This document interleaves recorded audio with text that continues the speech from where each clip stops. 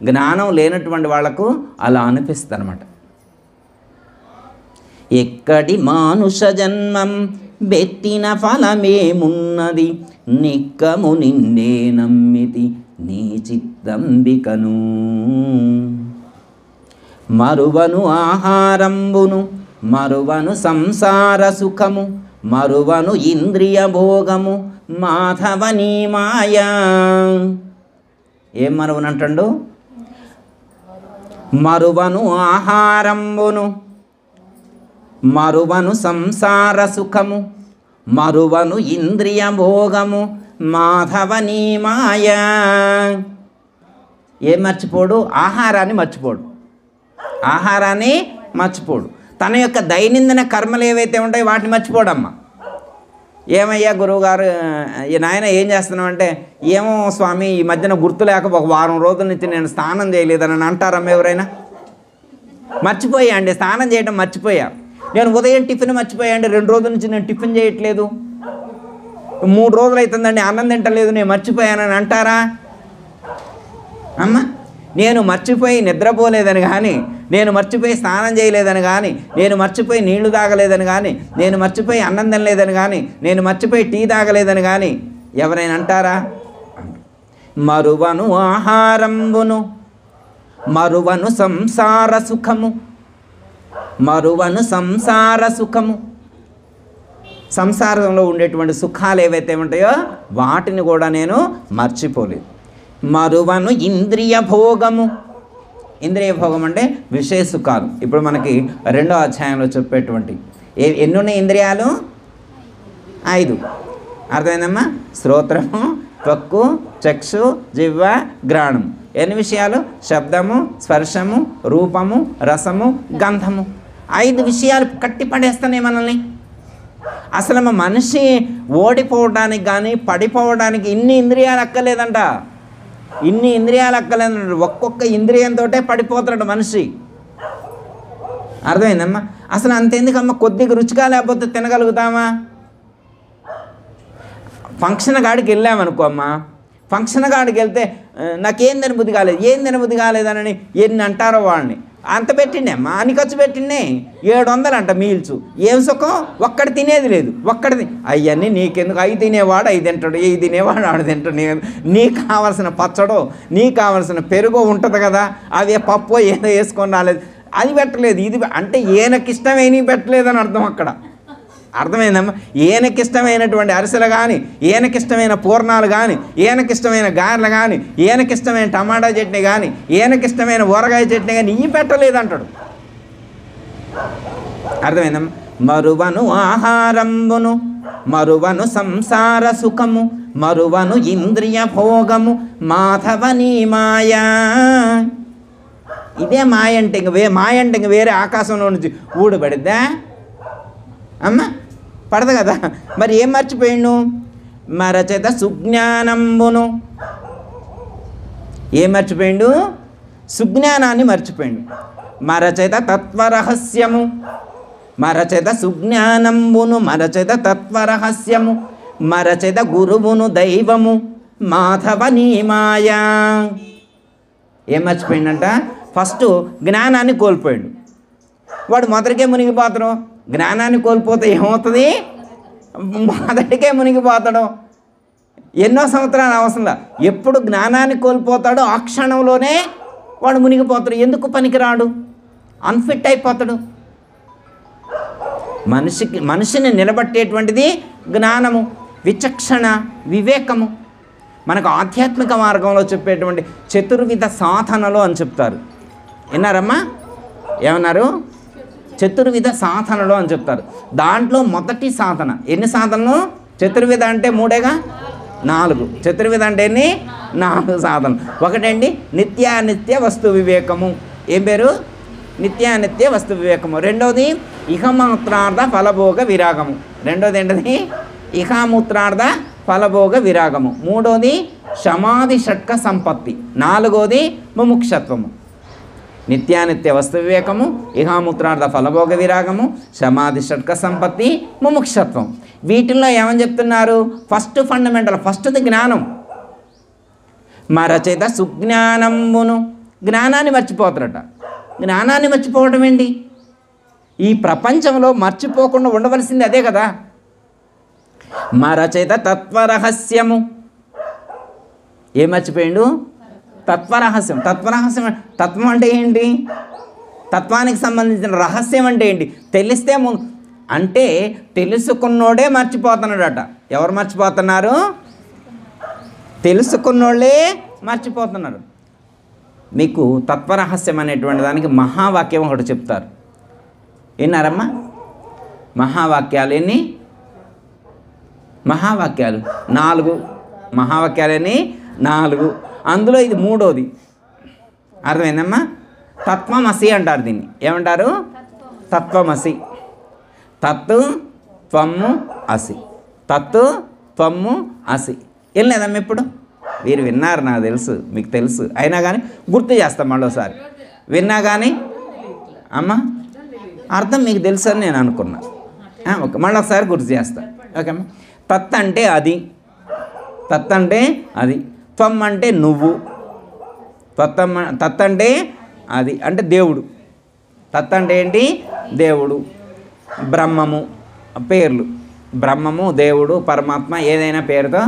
అది అంటే అంతటికీ కారణభూతమైనటువంటిది. సృష్టి స్థితి లయ విస్తీర్ణ ఆకర్షణలకు మూలమైనటువంటి దాన్ని తత్పదార్థము అన్నారు. త్వం పదం అంటే మనం, నీవు, నేను, మనం. అర్థమైందమ్మా? 2 ఒక్కటే.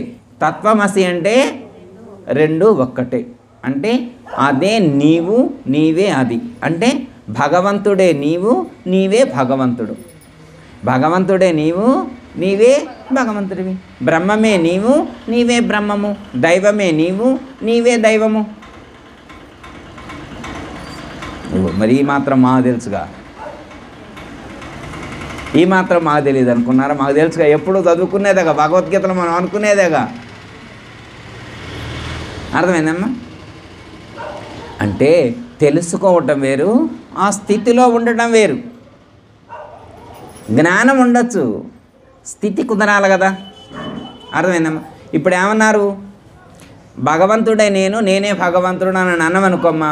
ఇప్పుడు మనం భగవంతుడి కంటే వేరా కాదా? భగవంతుడు మనలో ఉన్నాడా లేడా? భలే ఉందిలే. గుళ్ళు లేకనా మాలో ఉండేదయ్యా? ఏ గురువుగారు మీరు బాగానే చెబుతున్నారే. దేవుడు అంటే ఎక్కడ ఉండాలా? గొళ్ళల్లో ఉండాలా. గొళ్ళల్లో ఉంటే మేము వెళ్ళి దండం పెట్టుకోవాలా, పూజలు చేసుకోవాలా. అక్కడేదో వాళ్ళు సరిగా పూజలు చేయట్లేదని ఏమైనా వచ్చి మాలో ఉంటున్నారా అమ్మ? గుళ్ళో అయ్యగారు పూజ చేయకపోతే వచ్చి మనలో ఉంటాడా? అదే అర్థం ఎక్కడ? మనలో ఉండటం ఏంటి? దేవుడు ఉంటే నిజం కాదు అయ్యగారు, ఇది కరెక్ట్ అయ్యి ఉండకపోవచ్చు, మీరు సరిగా విన్నారో లేదో. దేవుడు మనలో ఉండటం ఏంటి? ఉంటారమ్మా? ఉంటారా? ఏమో దాంట్లో అదే చెప్తున్నారు. జీవో బ్రహ్మైవ నా పరహ. బ్రహ్మ సత్యం జగన్మిథ్య, జీవో బ్రహ్మైవ నా పరహ. జీవుడు బ్రహ్మం కంటే భిన్నం కాదు. నీలో ఉన్నటువంటి చైతన్యం, నీలో ఉన్నటువంటి ఆత్మ ఆ యొక్క పరమాత్మ కంటే వేరు కాదు. 15వ అధ్యాయంలో అమ్మ చెప్తారు. మమైవాంశో జీవలోకే జీవభూత సనాతన.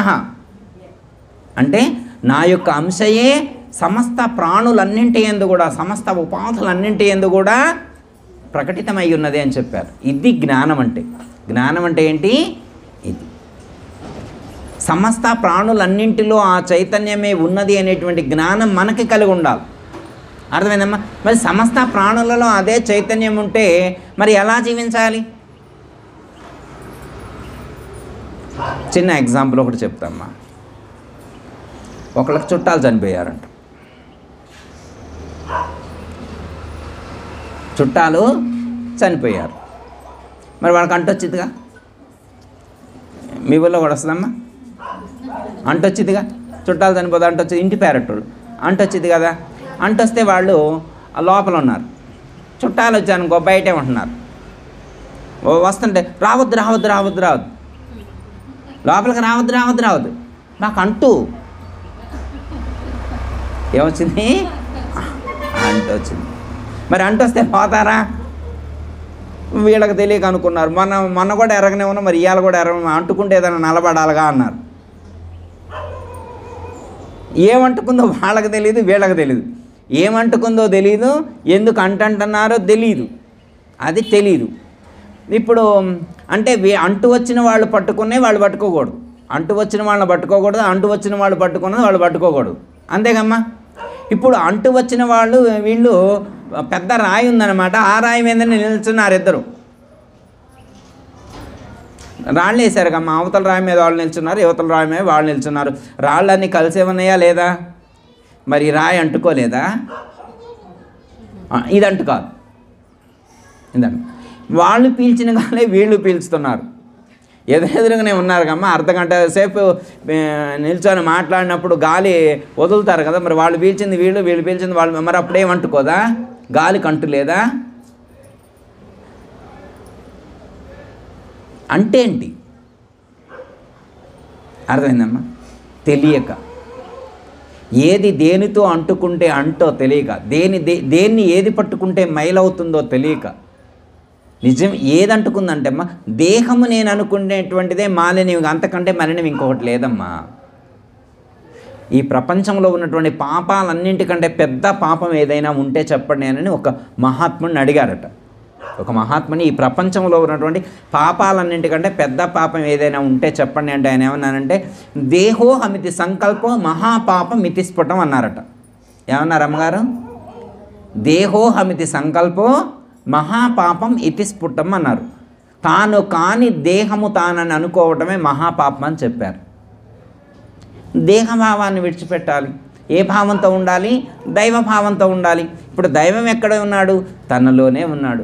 తనలో ఉన్నటువంటి దైవాన్ని తెలుసుకోలేక, తనలో ఉన్నటువంటి తత్వాన్ని తెలుసుకోలేక అజ్ఞానంతో అనేక విధాలుగా ఆలోచిస్తూ అజ్ఞానంలో కొట్టుకొని అనేకమైనటువంటి జన్మలకు కారణభూతమవుతూ ఉన్నాడు.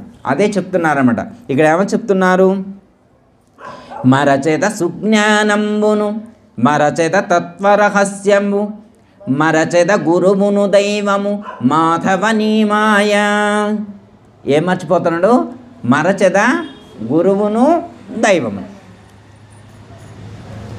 ఇంకో మాట వాడలేదులే కానీ ముగ్గురిని మర్చిపోకూడదని చెప్పింది మన శాస్త్రం. మన శాస్త్రం ఏమని చెప్పింది? ముగ్గురిని మర్చిపోకూడదని. ఒకటి తల్లి, రెండు తండ్రి, మూడు గురువు. తల్లి తండ్రి గురువు దైవం, నలుగురు అనుకోండి అమ్మ. ఎన్నిటి మర్చిపోకూడదు? నలుగురిని మర్చిపోకూడదు. తల్లి తండ్రి గురువు దైవం, ఈ నాలుగిటిని మర్చిపోతే వాడు ఎందుకు పనికిరానటువంటి అజ్ఞాన స్థితిలో ఉండిపోతారు. అర్థమైందమ్మా? ఎందుకంటే తల్లి తండ్రిని సూచన చేస్తుంది, తండ్రి గురువును సూచన చేస్తాడు, గురువు దైవాన్ని సూచిస్తాడు. ఇది ఒక పరంపర, ఒక క్రమ పద్ధతి. అర్థమైందమ్మా? ఇప్పుడు తల్లిదండ్రులను పట్టించుకోవడం లేదు, గురువును పట్టించుకోవడం లేదు, దైవాన్ని కూడా పట్టించుకోవట్లేదు. ఈ ప్రపంచంలో ఎలా ఉన్నారంటే తల్లిదండ్రులను విడిచిపెడుతున్నారు, గురువు మాట వింటలేదు, దైవం జోలే లేదు. వాళ్ళకి ఎప్పుడన్నా బుద్ధి పుడితే, వాళ్ళకి ఏమన్నా ప్రమోషన్ వస్తే, ఏమన్నా శాలరీ పెరిగితే ఒక్కసారి విజిట్ చేసిపోతారు. దేవుడికి వీళ్ళు దర్శనం ఇచ్చిపోతారు. దేవుడిని దర్శనం చేసుకోవడానికి కాదు, వీళ్ళే దేవుడికి ఒకసారి దర్శనం ఇచ్చిపోతారు. అలా ఉంది పరిస్థితి. అదే చెప్తున్నాను, అజ్ఞానులు ఎలా ఉంటారు, మాయ యొక్క ప్రభావం ఎలా ఉంటుందండి? ఏమని చదువు? మరచేత సుజ్ఞానంబును మరచేత తత్వరహస్యము మరచేత గురువును దైవము మాధవనీ మాయ. మాయ ఉన్నటువంటి వాడు ఇలా ప్రవర్తిస్తాడు. ఇంకా విడువను పాపము పుణ్యము. ఏమి విడిచిపెట్టడు? పాపాన్ని విడిచిపెట్టడు, పుణ్యాన్ని కూడా విడిచిపెట్టడు. వాళ్ళు కొంతమంది ఉంటారు, వీళ్ళు కొంతమంది ఉంటారు. రెండు కలిగి ఉండేవాళ్ళు కొంతమంది ఉంటారు. అర్థమైందమ్మా? గుడికి వెళ్ళినప్పుడు పుణ్యం, ఇంటికి వెళ్ళిన తర్వాత మొత్తం పాపమే. నోరు విప్పితే ఆ చుట్టుపక్కన ఉన్నటువంటి ఇళ్ళోళ్ళు ఒక్కళ్ళ బయటకు వచ్చే పని లేదు, వీళ్ళ ఇంట్లో ఉన్నారని తెలిస్తే. వాళ్ళు వీధిలోకి వస్తే తలుపు వేసుకోవడమే. మరి గుళ్ళో గొప్ప భక్తులే. అర్థమైందమ్మా? అలా ఉండకూడదు ప్రవర్తన. ఏమన్నా? విడువను పాపము పుణ్యము విడువను నా దుర్గుణములు. విడువను పాపము పుణ్యము విడువను నా దుర్గుణములు. మరి దుర్గుణాలను విడిచిపెట్టకుండా, గుణాలను విడిచిపెట్టకుండా దుర్గుణాలు కలిగి ఉండి ఇంకా ఏమి దైవానుగ్రహాన్ని పొందుతాడు? అర్థమైందమ్మా? ఇప్పుడు మనకు చెప్పేటువంటి ఇప్పుడు పండగలన్నీ ఎందుకు చేస్తారు? ఇప్పుడు దీపావళి పండగ ఎందుకు వచ్చిందమ్మా? నరకాసురుణ్ణి సంహరించితే, అంతేకమ్మా? నరకుడు అనేటువంటి రాక్షసును సంహరించితే దీపావళి జరుపుకుంటున్నాం. మరి దసరా ఎందుకు జరుపుకుంటున్నాం? మహిషాసురుణ్ణి సంహరిస్తే దసరా పండగ. మరి లోపల మహిషుడు మేల్కొని ఉంటే ఇక దసరా పండగ ఎక్కడ? మహిషాసురుడు అంటే ఏంటి? దున్నపోతు లక్షణం. దున్నపోతు అంటే అజ్ఞానానికి అహంకారానికి ప్రతీక. అజ్ఞానానికి అంధకారానికి మద మాశ్చర్యాలకి ప్రతీక అన్నమాట. ఇంకోటి ఏంటంటే చెప్పితే వినడు, వాడికి స్వతహాగా తెలియదు, చెప్పితే వినడు. మరి అలాంటి దుర్గుణాలతో కూడి ఉన్నటువంటి మహిషుణ్ణి లోపల పెట్టుకొని మరి ఎన్ని పూజలు చేస్తే అమ్మవారు అనుగ్రహించిద్దే? మనం అమ్మవారిని అనుగ్రహించమని కోరాల్సింది ఏంటి? ఆ లోపల ఉన్నటువంటి దుర్గుణాలని హరింపచేయమని కదా దుర్గాదేవిని ప్రార్థించాల్సింది. దుర్గాదేవిని ఎందుకు ప్రార్థించాలి? దుర్గుణాలను పోగొట్టమని ప్రార్థించాలి. మరి దుర్గుణాలను పోగొట్టమని ప్రార్థిస్తే మరి అమ్మవారు దుర్గుణాలను పోగొట్టదా? మరి ఇప్పుడు మనకు పోయినాయా పోలేదా? అమ్మవారి అనుగ్రహం ఎవరికి ఉంటే వాళ్లకు ఆ దుర్గుణాలు అనేటువంటివి పోతాయి. విడువను దుర్గుణంబులు విడువను మిక్కిలి ఆశై. అమ్మ ప్రయత్నం చేయంగా పోతాయి. ఎట్లా అంటే అమ్మ, ఒక మనకి పూర్వకాలంలో రాగి కాగులుండే, ఇత్తడి రాగి కాగులుండే. అవి రోజు నీళ్లు కాగబెట్టుకోవడానికి వాడతారు. అడుగున నల్లగా ఉంటుంది. ఇప్పుడు ఉన్నటువంటి హై క్లాస్ పిల్లల్ని ఎవరైనా వెళ్ళి దాన్ని శుభ్రం చేయమని అన్నారనుకోమ్మ, పాత ఫుడ్ వాళ్ళు కొన్న రోజున, అర్థమైందమ్మా, అది ఎప్పుడు కొన్నారు అంటే 1985లో కొన్నారు. అది ఆ ఇత్తడి కాగు ఎప్పుడు కొన్నారు? 1985లో కొన్నారు. ఇప్పుడు 2024 అంటే ఎన్ని సంవత్సరాలు? దాదాపు 30 years అవుద్దమ్మా. 30 years వేసుకోండి, అందాదా 30 years అయిందనుకో, 40 years అనుకోండి. ఈ 40 సంవత్సరాల నుంచి వాళ్ళు రోజు తోమలాది, అడుగున నల్లగా మొత్తం పట్టుంది. ఇప్పుడు హై క్లాస్ పిల్లలు అంటే ఎవరు? సాఫ్ట్వేర్లు. ఇప్పుడు సాఫ్ట్వేర్లు ఎంత చాలా సున్నిమెత్తంగా ఉంటారు కదా, గ్లాసు కడుక్కోవడానికి కూడా చేతగాక పనులను పెట్టుకునే టైప్ అన్నమాట. గ్లాస్ కడుక్కోవడం కూడా చేతగాక పనులను పెట్టుకునే టైప్లో ఉన్నప్పుడు అయితే ఇప్పుడు వాడు వెళ్ళి అది తోమంటే ఎన్ని రోజులు పట్టుద్ది అది పోవడానికి? అయితే వాళ్ళు తోమి చాలా టైం పట్టుద్ది అది పోవటానంటే. చాలా ఎక్స్పర్ట్స్ అయితేనే పోవడం కష్టం. ఎన్నో సంవత్సరాలు పోతుందా అంటే పోతుంది, కానీ ఇప్పటికిప్పుడే పోదు. రుద్దంగా చెయ్యంగా. రెండోది ఏం చేయాలంటే, ఒకటి ఈ రోజు నుంచి మళ్ళీ మసి అంటకుండా చూడాలి. ఇవాళ నుంచి కొత్త మసి అంటకుండా చూడాలా, పాతదాన్ని రోజు కొద్దిగా పోగొట్టడం ప్రయత్నం చేయాలి. పోతుంది కానీ టైం పట్టుద్ది. అంటే నిరంతర సాధన వలన సాధ్యం కానిది ఏది లేదు. సాధన చేయర ఓనరుడా సాధ్యము కానిది లేదురా. సాధన చేయర ఓనరుడా సాధ్యం బవ్వును సకలమురా. అరే సాధన చేస్తే సాధ్యం కానిది ఏది కూడా లేదు. ఇంకో ఎగ్జాంపుల్ ఏం చెప్తారంటే, మీరు వినున్నదే మరొకసారి చెప్తారు. ఒక సిరా బుడ్డి, వెనకటి రోజుల్లో సిరా ఉండే కదా, సిరా సేస అనుకోండి, సిరా బుడ్డి అక్కడ పెట్టారు. నీళ్లు పోస్తూ ఉంటే ఫస్ట్ బ్లూ రంగులో వస్తాయి నీళ్లు. ఏ రంగులో వస్తాయి? నీళ్లు పోస్తుంటే బ్లూ. అట్లా పొయ్యంగా కొంతసేపటికి ఒక 2 గంటలు 3 గంటలు పొయ్యంగప్పుడు ప్యూర్ వైట్ వస్తాయి. ఏంటి అర్థం? దాంట్లో ఉన్నటువంటి రంగు మొత్తం పోయిందని అర్థం, క్లీన్ అయిందని అర్థం. అంటే ఒకసారి ఇట్లా నీళ్లు పోసి ఇది బ్లూ రంగు పోలేదు, మళ్ళీ ఏలు పెడితే చేతికి అంటుతుంది, చొక్కాకు అంటుతుంది, ముఖానికి అంటుతుంది, అంటుద్ది. మరి క్లీన్ చేసుకోకుండా ఉంటే అంటుద్ది. ఇప్పుడు వాళ్ళ కడిగి మళ్ళీ రేపొద్దున వచ్చి ఇంకో దాంట్లో పోసినాం అనుకో, ఎట్లా క్లీన్ అవుద్ది? అర్థమైందమ్మా?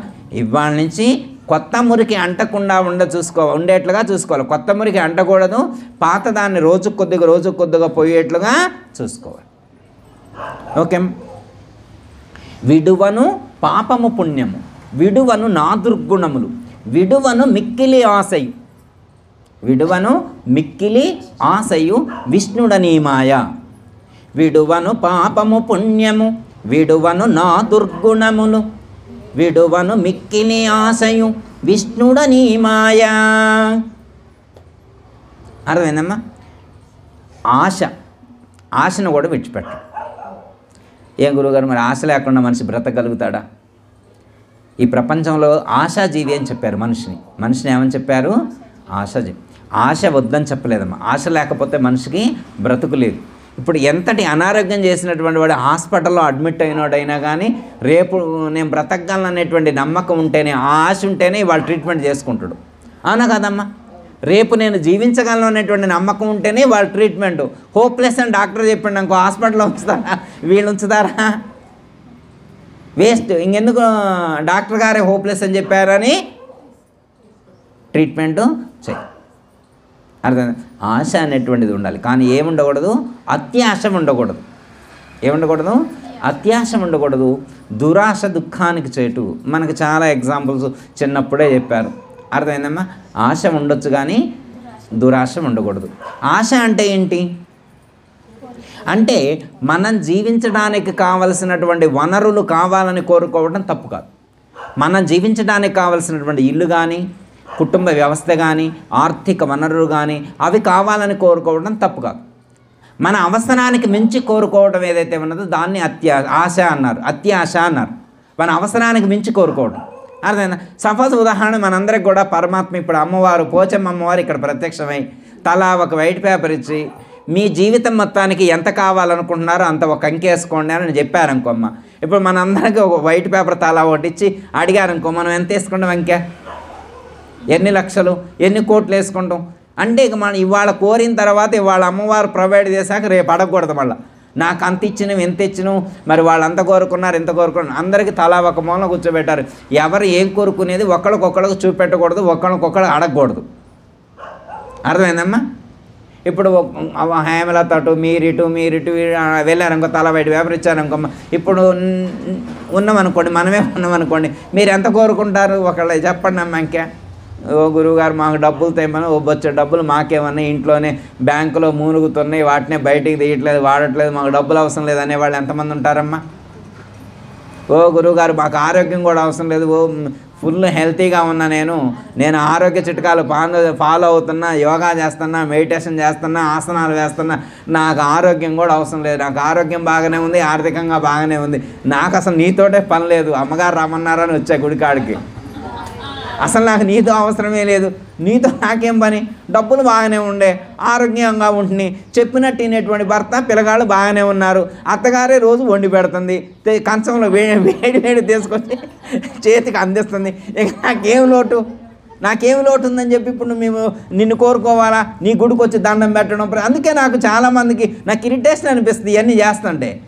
ఎందుకండి అని అనిపిస్తుంది. అమ్మ ఏం కోరుకుంటాం మనం?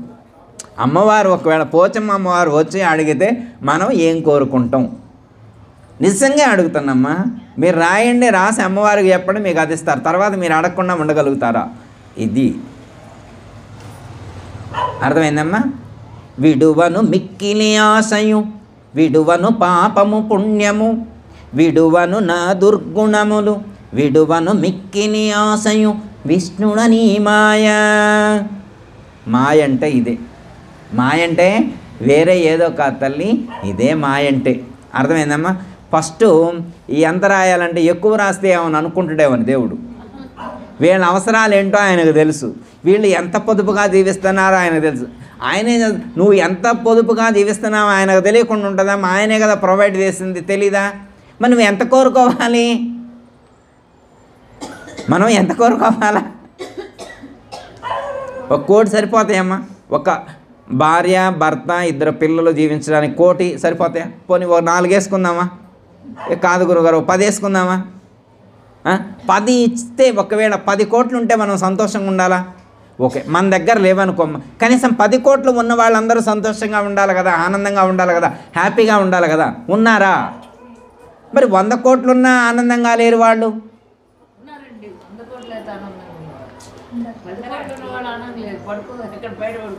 అదేనమ్మా. అంటే ఎంత ఉంది అన్నది కాదమ్మా, తృప్తి ఉందా లేదా, సంతృప్తి ఉన్నదానితో సంతృప్తి చెందగలగాలి. ఎక్కువ ఆశ ఉండకూడదు, దురాశ దుఃఖానికి చేటు. ఎంత ఎక్కువ ఉంటే అంత దుఃఖాన్ని కలిగిస్తుంది. ఎన్ని ఎక్కువ బంధాలు పెట్టుకుంటే అన్ని చిక్కులు ఏర్పడతాయి. మామూలు ఫోన్ ఉన్నప్పుడు ఏ ఇబ్బంది లేదు తల్లి, చాలా బాగున్నావు. స్మార్ట్ ఫోన్ వచ్చిన తర్వాతే మనిషికి ఉన్నటువంటి విలువైనటువంటి సమయం మొత్తం కొలాప్స్ అయిపోయింది. అర్థమైందమ్మా? ఇప్పుడు ఒకళ్ళతో ఒకళ్ళు మాట్లాడుకోవటం లేదు. ఇప్పుడు ఇంతకుముందు వేరు, ఇప్పుడు వేరు. ఇంట్లో ఉన్న నలుగురు కూడా కుర్చీలో కూర్చొని ఎవరి ఫోన్ వాళ్ళే చూసుకుంటున్నారు. అర్థమైందా తల్లి? అంటే ఏంటి అర్థం? మనిషి జ్ఞానాన్ని కోల్పోతున్నాడు. అంటే అవసరానికి మించి ప్రాప్తిస్తే ఎలా దుఃఖం కలుగుతుందో, ఎలా ఇబ్బంది కలుగుతుందో మనకు ప్రత్యక్ష అనుభవంలోనే ఉన్నది. అర్థమైందమ్మా? వీటి చేత షట్కర్మంబులు, వీటి చేత వైరాగ్యం. ఏ విడిచిపెడతారు? వీడి చేత షట్కర్మంబులు, వీడి చేత వైరాగ్యంబును, వీడి చేత ఆచారంబును విష్ణుడని మాయ. షట్కర్మలు విడిచిపెట్టిండు, వైరాగ్యాన్ని విడిచిపెట్టిండు, చివరికి ఆచారాన్ని కూడా విడిచిపెట్టిండు. ఆచార వ్యవహారాలు కూడా పాటించట్లేదు, మినిమం ఫండమెంటల్స్ కూడా. అర్థమైందమ్మా? కనీసం అత్తగారు వస్తే లేచి నిల్చోవాలి అనేటువంటి సంస్కారాన్ని కూడా కోల్పోతున్నాడు. ఒక పెద్దవాళ్ళు ఇంటికి వస్తే లేచి నిల్చోవాలి, వెళ్ళి మంచినీళ్ళు ఇవ్వాలి, వాళ్ళని సాదరంగా ఆహ్వానించాలి అనేటువంటి మినిమం ఫండమెంటల్స్ కూడా కోల్పోతున్నటువంటి దుస్థితిలో ఈరోజు మన వ్యవస్థ కనిపిస్తూ ఉంది. పెద్దలకు గౌరవం లేకుండా, పెద్దలను విలువగా చూడకుండా ఎలా ఈ సమాజం ఎలా వృద్ధి చెందుతుంది? మినిమం ఆచారం కూడా పాటించకపోతే, ఒక వ్యక్తి ఆచరించవలసినటువంటి విధానం, ఒక ధర్మం, మరి ధార్మికత లేకపోతే, ధర్మంగా జీవించకపోతే ఎలా? వ్యవస్థ పతనం అవుతుంది, మనిషి దుఃఖాల పాలవుతాడు. అజ్ఞానుల యొక్క లక్షణాలు. అర్థమైందమ్మా? మనిషి అజ్ఞానంలో ఉన్నటువంటి వాడు ఆహారాన్ని అయితే మర్చిపోలా. అర్థమైందమ్మా? సంసార సుఖాలు మర్చిపోలేదు, ఇంద్రియ నిగ్రహం అయితే కలిగలేదు. మరి సుజ్ఞానం కోల్పోయాడు, సుజ్ఞానం లేదు, తత్వరహస్యాన్ని మర్చిపోయాడు, గురువును దైవాన్ని, ఇంకేమి జ్ఞానాన్ని పొందుతాడు? ఇక జ్ఞానం వచ్చే అవకాశం ఎక్కడుంది? అర్థమైందమ్మా? మన భారతీయ సంస్కృతిలో గురువును దైవంగా పూజించారు. గురుర్ బ్రహ్మ, గురుర్ విష్ణు, గురుర్ దేవో మహేశ్వర, గురు సాక్షాత్ పరబ్రహ్మ తస్మై శ్రీ గురువేను. పరమేశ్వరుడు ఒక మాట అంటారమ్మా, నగురోరధికం నగురోరధికం నగురోరధికం నగురోరధికం శివశాసనత శివశాసనత శివశాసనత అని చెప్పారు. గురువు కంటే ఈ ప్రపంచంలో అధికమైనటువంటిది లేదు లేదు లేదు లేదు అని చెప్పి పరమేశ్వరుడే సాక్షాత్తుగా స్కాంద పురాణంలో సూచించడం అనేటువంటిది జరిగింది. అర్థమైందమ్మా? వీళ్ళ యొక్క అజ్ఞానం ఎలా పోతుంది అంటే, అజ్ఞానాన్ని దూరం చేయాలి అంటే గురువు కావాలి, జ్ఞానం కావాలి. జ్ఞానం ఎక్కడి నుంచి వస్తుంది? జ్ఞానాన్ని అందించేటువంటి సద్గురువును ఆశ్రయించినప్పుడు మాత్రమే వాడు అజ్ఞానాన్ని పోగొట్టుకోగలుగుతాడు. ఎట్లా అంటే, గురువును తల్లితో పోల్చారు. గురువుని ఎలా పోల్చారు? తల్లితో పోల్చారు. ఒక పిల్లవాడికి వీధిలోకి వెళ్ళి కింద పడ్డాడు, ఒంటి నిండా దుమ్మంటింది, మురికంటింది, మట్టి అంటింది, మొత్తం అంటించుకొని వచ్చిండు. ఇప్పుడు ఎవరికి అడగాల? వాడికి తెలియదు మురికంటిన విషయం కూడా, వాడికి తెలియదు మురికంటిన విషయం కూడా వాడికి తెలియదు. అప్పుడు ఆ తల్లి వాడిని చెయ్యి పట్టుకొని అద్దంగాడికి తీసుకుపోయింది. ముందు కడగలేదు. ఆ తల్లి తెలివిగలదనమాట. ఆ తల్లి తెలివిగలది. అద్దంగాడికి తీసుకెళ్ళింది. అద్దంగాడికి తీసుకెళ్ళి అసలు ఒకసారి చూసుకోరు, నువ్వు ఎట్లున్నావు ఒకసారి నువ్వు చూసుకో. అయితే సెల్లులో ఫోటో తీసింది అనమాట. ఇందాక మంచిగా అలంకరణ చేసి రెడీ చేసి ఆడుకోవడానికి పంపించినప్పుడు ఫోటో చూపెట్టింది. ఇప్పుడు ఫోన్లో ఆ ఫోటో ఓపెన్ చేసింది. ఇందాక నువ్వు వీధిలోకి వెళ్ళినప్పుడు ఎలా ఉన్నావో చూసుకో, ఇప్పుడు అద్దంలో చూసుకో. ఇందాకటికి ఇప్పుడు ఉన్నటువంటి డిఫరెన్స్ ఏంటో చూసుకో. అంత మురికితో ఉన్నటువంటి వాడిని మళ్ళీ అదంతా పోగొట్టి, వాడికి ఉన్నటువంటి మురికి మొత్తాన్ని శుభ్రం చేసి, స్నానం చేసి, మళ్ళీ కొత్త బట్టలు వేసి తీర్చిదిద్దుతుంది. అలాగే గురువును ఆశ్రయించినప్పుడు, గురువుకి సరెండర్ అయినప్పుడు, గురువుకు సర్వస్వ శరణాగతి చేసినప్పుడు గురువు ఏం చేస్తాడు? వాడికి శిష్యుడికి ఉన్నటువంటి మాలిన్యం మొత్తాన్ని కూడా తొలగించి వేసి, వాడి యొక్క మురికిని మొత్తాన్ని జ్ఞానం అనేటువంటి సబ్బు ద్వారా, లేదా జ్ఞానం అనేటువంటి గంగ ద్వారా వాడికి శుద్ధి చేసి వాడిని పవిత్రుని చేస్తారు. అవునా కదా? పాత ఎగ్జాంపుల్ అప్పుడు గుర్తు చేస్తారు. మీరు వెనకటి రోజులమ్మ స్నానం చేసిన తర్వాత ఇప్పుడు విడిచిన బట్టలు ఉంటాయి కదా, విడిచిన బట్టలు అన్నింటినీ కర్రతోటి ఇలా పట్టుకొని మాసిని పెట్టి అంటారనమాట, లేకపోతే బట్టలు వేసేవి అనమాట. వాటిని విడిచిన వాటిని మరి పట్టుకోరు, విడిచిన వాటిని పట్టుకోరు. అవి ఎంత కొత్తవి అయినా కానీ, ఎంత ఖరీదైనా కానీ, ఎంత కొత్తదైనా కానీ ఇలా కర్ర తీసుకొని స్టిక్ తీసుకొని వెళ్ళి అక్కడ పడేస్తారు. అవునా కదా? ఇప్పుడు అది వాళ్ళ మనవడు వచ్చిండు, అమ్మమ్మ చీర ఇక్కడ పడేసినవేంటి అన్నాడు. నిన్న బీరువాలో ఉందిగా ఇక్కడ పడేసినవేంటి, తీసారా బీరువాలో పెడదామని మడత పెట్టిండు. ఇప్పుడు బీరువాలో పెట్టనిస్తుందా? నిన్నటికి వాళ్ళకి తేడా ఏంటి? నిన్న బీరువాలోనే ఉంది కదా, ఇవాళ బయటపడింది. నిన్న బీరువాలో ఉన్నటువంటి పట్టు చీర ఇవాళ బయటపడింది. మరి ఇప్పుడు పెడతారంటే పెట్టరు, బీరువాలో పెట్టరు. అది ఎక్కడి నుంచి వచ్చింది? అసలు రావటం బీరువాలో నుంచి వచ్చింది. మళ్ళీ అది బీరువాలోకి పోవాలంటే దానికున్న మురికి పోవాలి. ఆ చీరకున్నటువంటి మురికిపోతే మళ్ళీ బీరువాలో పెడతాం, అది యథాస్థానానికి చేరగలుగుతుంది. అర్థమైందా? జీవుడు కూడా శరీరాన్ని ధరించడం చేత, శరీరం అనేటువంటి వస్త్రాన్ని ధరించడం చేత మురికయ్యాడు. నిజంగా వాడు పవిత్రుడే, లోపల ఉన్నటువంటి ఆత్మ నిజంగా పవిత్రమే. కానీ శరీరాన్ని ధరించడం చేత, దేహభావం చేత, దేహం అనేటువంటి వస్త్రాన్ని ధరించడం చేత, దీన్ని ధరించడం చేత మురికైంది. ఇప్పుడే దేహాన్ని ఉతకాల, దీన్ని ఉతకాల. ఎలా ఉతుకుతాం చెప్పండి? దీని మురికిని ఎలా పోగలుగుతాం? ఎలా పోతుంది దీని మురికి ఎలా పోతుంది అంటే, దీన్ని సాత్వికమైనటువంటి, ధర్మార్చితమైనటువంటి, దైవార్పితమైనటువంటి ఆహారం చేత ఇది శుద్ధ అవుతుంది. భగవదర్పణ ద్వారా శుద్ధ. అలా చేసినప్పుడు, లేదా గురువు చెప్పినటువంటి జ్ఞానం ద్వారా సాధన చేసినప్పుడు ఇది శుద్ధ అవుతుంది. అప్పుడు ఎక్కడి నుంచి వచ్చిందో అక్కడికే వెళ్తుంది. అర్థమైందా? అట్లా అంటే జ్ఞానులు ఎలా ఉంటారు, అజ్ఞానులు ఎలా ఉంటారు? అజ్ఞానులు ఎలా ఉంటారంటే నిరంతరం ఆత్మజ్ఞానం లేకుండా, దైవధ్యాస లేకుండా ఇంద్రియ విషయాల యందే మగ్నత చెంది ఉంటారు. జ్ఞానులు ఎలా ఉంటారు అంటే నిరంతరం దైవచింతన చేస్తూ ఉంటారు, ఆత్మానుభూతి కలిగి ఉంటారు, నిరంతరం కూడా విషయ విరక్తి కలిగి ఉంటారు, విషయాల యందు ఆసక్తి లేకుండా ఉంటారు. ఇప్పుడు మనం జ్ఞానులమా కాదా అనేటువంటిది ఎవరు చెప్పాలా? మనకి నిరంతరం దైవచింతన ఉందా లేదా, ఆధ్యాత్మిక అనుభూతి కలిగిందా లేదా అనేటువంటి దాన్ని ఎవరు చెప్పాలా? మనమే చెప్పాలి, మనమే ఆ స్థితిని పొందాలి. ఇక్కడ ఒక్క పదం చెప్తే ఇక్కడ కంక్లూజ్ అయిద్దామా మన ఈరోజు ఉపన్యాసం. ఇక్కడ మొదటి లైన్లో జాగర్తి సంయమే అని ఉంది, చివరన పశ్యతో మునేహే సంయమి. ఫస్ట్ లైన్లో చివరి పదం ఏంటంటే జాగర్తి సంయమే అనే పదం ఒకటి ఉంది. కింది లైన్లో లాస్ట్లో పశ్యతో మునేహే, పశ్యతో మునేహే, ఈ రెండు పదాలకు చెప్తే కంక్లూడ్ ఉంది. తక్కువ టైంలోనే చెప్తామా? ఓకే. సంయమి, జాగర్తి సంయమి అంటే, జాగర్తి అంటే, సంయమి అంటే సంపూర్ణమైనటువంటి ఇంద్రియ నిగ్రహం కలిగి ఉండాలి అని అర్థం. సంపూర్ణమైనటువంటి ఇంద్రియ నిగ్రహం కలిగి జాగరూకుడై ఉండాలి. జాగర్తి అంటే జాగరూకుడై ఉండాలి, అంటే మేలుకొని ఉండాలి. ఎలా ఉండాలా? మేలుకొని ఉండాలి. ఇప్పుడు మనం ఏమైనా నిద్రపోతున్నామా? నిద్రపడలేదు. కానీ మేలుకోనడం అని చెప్పింది ఎవరికి? మరి మనకెందుకు చెప్తున్నారు ఇక్కడ? నిద్రపోయే వాళ్ళకై ఉంటుంది, అనవసరంగా మనం అనుకుంటున్నాం. ఇది నిద్రపోయే వాళ్ళకని. ఇప్పుడు మేలుకొలుపులు చదువుతారు, ఇంకొమ్మ సుప్రభాతం చదువుతారు, అవన్నీ వినేది నిద్రపోయే వాళ్ళ, మేలుకుతూ ఉన్నోళ్ళ? అవన్నీ నిద్రపోయే వాళ్ళకి అవసరం, మేలుకున్న వాళ్ళకా? నిద్రపోయేవాడికి ఏమైనా అర్థమైద్దామా మనం చదువుతుంటే? అర్థం కాదు కదా. మేలుకున్నోడికి మళ్ళీ లేవమని, నిద్ర లేవమని ఎందుకు చదవటం? కౌసల్య సుప్రజ రామ సంధ్యా ప్రవర్తతే చదువుతారా లేదా? రాముడు అంటే నిద్రపోతున్నాడు కాబట్టి ఆ సందర్భం వేరు. ప్రకృతి మేలుకొన్నది, నువ్వు కూడా మేల్కొన్నాయని అంటారు.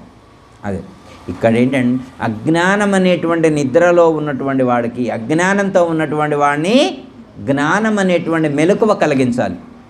అజ్ఞానం అనేటువంటి నిద్ర నుండి మేల్కొల్పాలి. ఇక్కడ పగులు రేత్రని కాదు అర్థం. ఒక పాట ఉంటుందమ్మా, ఇంతకుముందు వినే ఉంటారు. వేకువ కాల సమయంలో వేదాతీత బోధలతో వస్తారమ్మ గురుస్వామి, చెబుతారమ్మ గురుబోధ. వేకువ కాల సమయంలో వేదాతీత బోధలతో వస్తారమ్మ గురుస్వామి, చెబుతారమ్మ గురుబోధ. పరమార్థంబును చెబుతారు పరిమళ మనసుతో రండి, పరమార్థంబును చెబుతారు పరిమళ మనసుతో రండి. మరలిక జన్మము రాదండి, మంచిగా మీరలు వినరండి. మరలిక జన్మము రాదండి, మంచిగా మీరలు వినరండి. వేకువ కాల సమయంలో వేదాతీత బోధలతో వస్తారమ్మ గురుస్వామి, చెబుతారమ్మ గురుబోధ. ఆ గురువుగారు ఎప్పుడు వస్తారంట?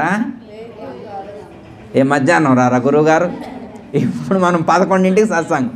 మన గురువుగారు ఇప్పుడు ఎన్నింటికి సత్సంగం పెట్టారు? అమ్మగారు ఎన్నింటికి గురుమాత అమ్మగారు ఎన్నింటికి పెట్టారు సత్సంగం? 11ంటికి పెట్టారు. మరి ఎప్పుడు పెట్టాలి మనకి?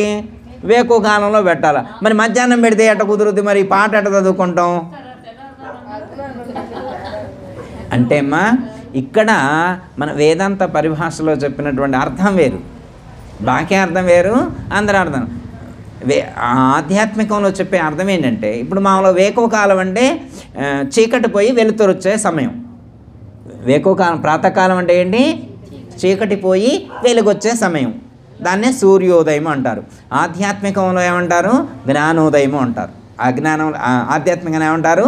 జ్ఞానోదయము. అజ్ఞానం పోయి జ్ఞానము ఉదయించే సమయము ఆసన్నమైనప్పుడు అని అర్థం. అర్థమైందమ్మా? అజ్ఞానం చీకటికి గుర్తు, జ్ఞానము వెలుగుకు సంకేతం. పగలుకు సంకేతం, వెలుగుకు సంకేతం. అర్థమైందమ్మా? ఇప్పుడు వేకువ కాలం అంటే ఏంటి? చీకటి పోయి వెలుగొచ్చే సమయం. అంటే ఏంటి? మనలో ఉన్నటువంటి అజ్ఞానం అనేటువంటి చీకటి పోయి జ్ఞానం అనేటువంటి వెలుగు వచ్చేటువంటి సమయం ఎప్పుడో అప్పుడు వస్తారు గురువుగారు. అర్థమైందమ్మా? అంటే వేకువ కాలం అంటే ఉదయం అని, మధ్యాహ్నం అని, సాయంత్రం అని కాదు తల్లి. ఏంటి అర్థం? మనలో ఎప్పుడు అజ్ఞానం పోతే అప్పుడే వేకువ కాలం. అదే బ్రాహ్మీ ముహూర్తం. బ్రాహ్మీ ముహూర్తం అంటే తెల్లవారుదామని అట్లా కాదు అర్థం. మనలో ఎప్పుడు అజ్ఞానం అంతమైతే అది ఉదయమా, మధ్యాహ్నమా, సాయంత్రమా, అర్ధరాత్ర, యువర్ చాయిస్, మీకు ఎప్పుడైనా కలగవచ్చు. అర్థమైందమ్మా? మహాత్ములకి అనేకమైనటువంటి పరిస్థితుల్లో, అనేకమైనటువంటి సందర్భాల్లో జ్ఞానోదయం అయింది. మనకు ఎప్పుడైతే అన్నది మనం పరిశీలించుకోవాలి. ఓకే, ఇక్కడ ఇంకో మాట ఏమని చెప్తున్నా అంటే, పశ్యతో మునే, పశ్యతో మునే, అదే గమ్మ ఉంది. పశ్యతో మునే, మునేహే అంటే పశ్యతో మునేహే అంటే మననశీలురు అని అర్థం. నిరంతరం మునులు అని అర్థం. మునులు పేరు విన్నారా ఎప్పుడన్నా? యోగులు, మునులు, సాధువులు, సన్యాసులు పేర్లు విన్నారా? ఇప్పుడు మునులు అనే పేరు వాడారు ఇక్కడ శ్రీకృష్ణ పరమాత్మ. ఏం పేరు వాడారు? మునులు అన్నారు. మునులు అంటే కొంచెం గడ్డం పెట్టుకొని, కొంచెం రుద్రాక్షలు వేసుకొని, పైన జుట్టుముడి పెట్టుకొని, కాషాయ వస్త్రాలు ధరించి, 4 రుద్రాక్షలు, 3 స్ఫటిక మాలలు వేసుకొని ఉంటారు కదా. అలా ఉంటారా? ఏ అమ్మగారు? మునులంటే అలా కూడా ఉంటారు. అయితే లోకంలో వాళ్ళందరూ మునులంటే వాళ్ళే అని అనుకుంటారు. మునులంటే వాళ్ళే అనుకుంటారు. ఇక్కడ మునులు అనే పదానికి శ్రీకృష్ణ పరమాత్మ ఏమని చెప్తారంటే, ఎవరైతే నిరంతరం మననం చేస్తూ ఉంటారో మననశీలురైనటువంటి వారు మునులు. మనం మననం చేస్తే మనమే మునులు. అయితే ఇక్కడ విద్యాప్రకాశం దగ్గర వారు ఏమి రాశారు? రాసినట్టు 2 మాటలు చదువుతామా. మునులు అనగా మననశీలురు అనేకులు ఉండవచ్చును, కానీ ఆత్మదర్శనము నొందిన మునులు అరుదు.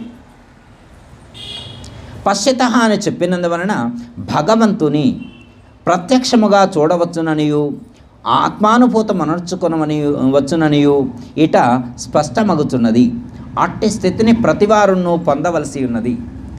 గీతమ్మ గ్రంథం అమ్మగారి దగ్గర ఉండి తర్వాత అయినా ఈ అధ్యాయంలో కింద మీరు వీలైతే చదవండి అమ్మ, ఇక్కడ ఏం చెప్పారన్నది మీకు అర్థమవుతుంది. ఏమని చెప్తున్నారు?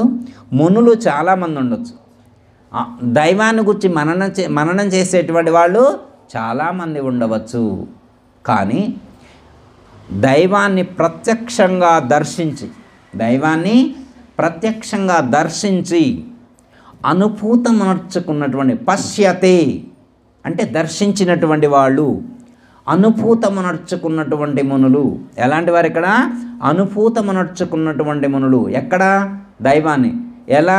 ప్రత్యక్షంగా, ప్రత్యక్షానుభూతి కలగాల. ఇప్పుడు మనకు ఎలాంటి అనుభూతి కలుగుతుంది? దైవానికి సంబంధించినటువంటి ప్రత్యక్ష అనుభూతి మనకుందా? విగ్రహం అంటే మనకంటే పరోక్షంగా ఉంది, గుళ్ళో అమ్మవారు మనకంటే పరోక్షంగా ఉంది, ఒక యంత్ర రూపంలో మనకంటే పరోక్షంగా ఉంది.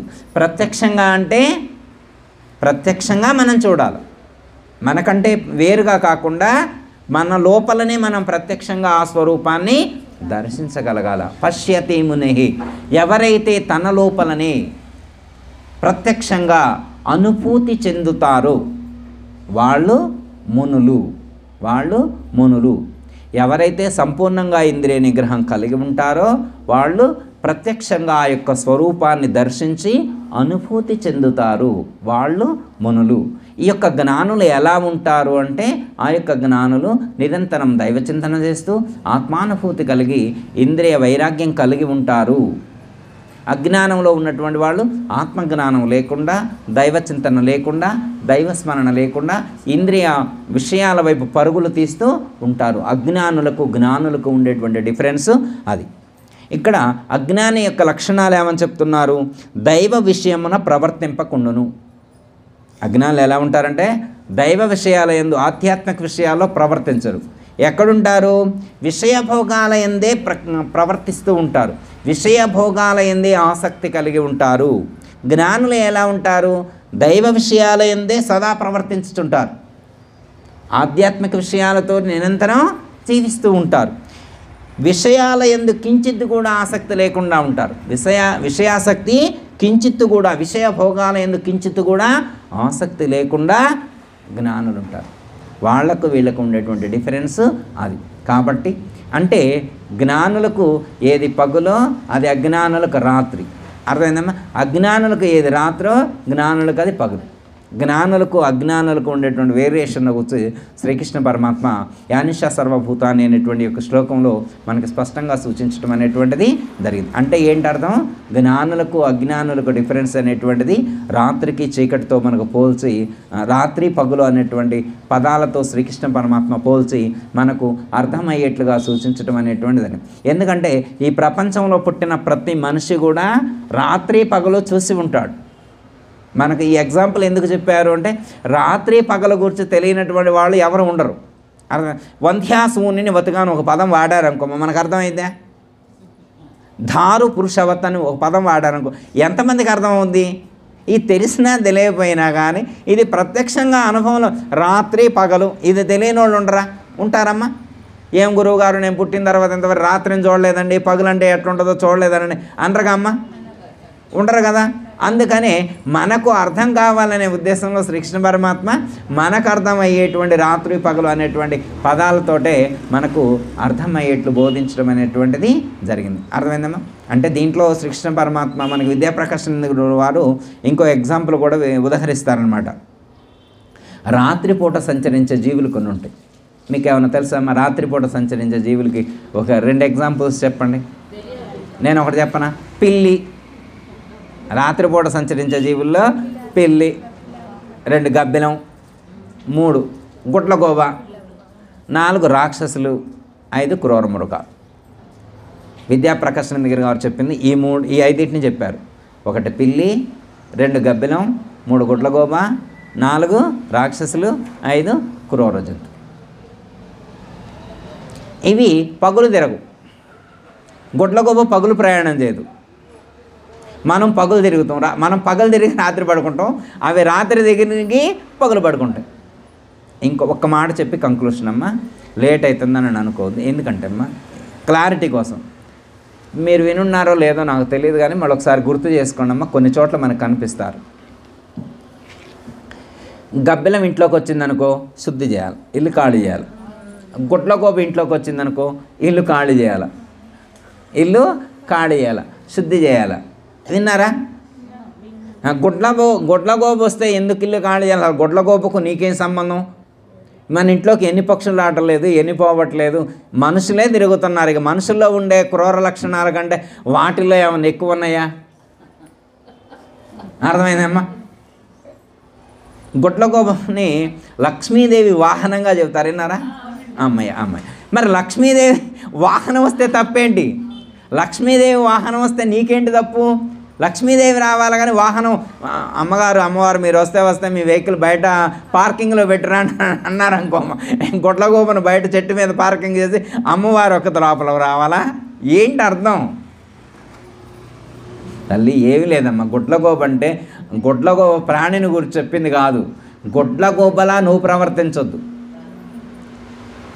లక్ష్మీదేవి వస్తే నీకు కళ్ళు నెత్తికెక్కకుండా ఉండు,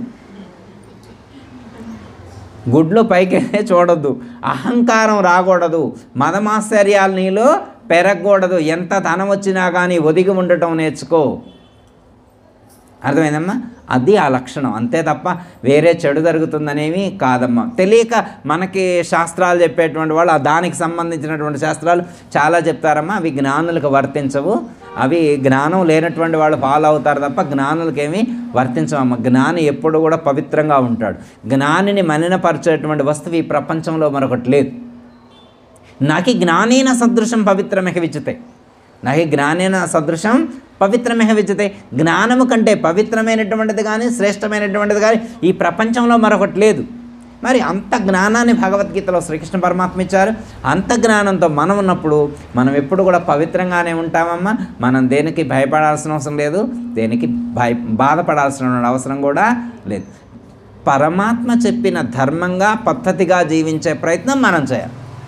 ఓకే, అలా జీవించి మరి పరమాత్మ చెప్పినటువంటి పద్ధతిగా జీవించి జన్మను సార్థకత చేసుకునేటువంటి ప్రయత్నం చేద్దాం. జయ తల సద్గురు ప్రభు మహారాజుకు జై, శ్రీకృష్ణ పరమాత్మకు జై, గీతా మాతాకు జై, జయ తల సద్గురు ప్రభు మహారాజుకు జై. అందరికీ జై గురు. మరిన్ని ఆధ్యాత్మిక రహస్యాల కోసం అచల బోధ, ఆత్మబోధ, భగవద్గీత, అలాగే పండుగల్లో దాగిన అర్థాలు, అంతరార్థాల కోసం మరియు యోగము, ధ్యానము మొదలైన అనేక ఆధ్యాత్మిక తెలుగు ప్రవచనాల కోసం క్రింద ఉన్నటువంటి రెడ్ కలర్ సబ్స్క్రైబ్ బటన్ను క్లిక్ చేయండి. అలాగే ప్రక్కనే ఉన్నటువంటి గంట సింబల్ను నొక్కండి. అలాగే ఈ వీడియో మీకు నచ్చినట్లయితే లైక్ చేయండి మరియు షేర్ చేయండి. జై గురు.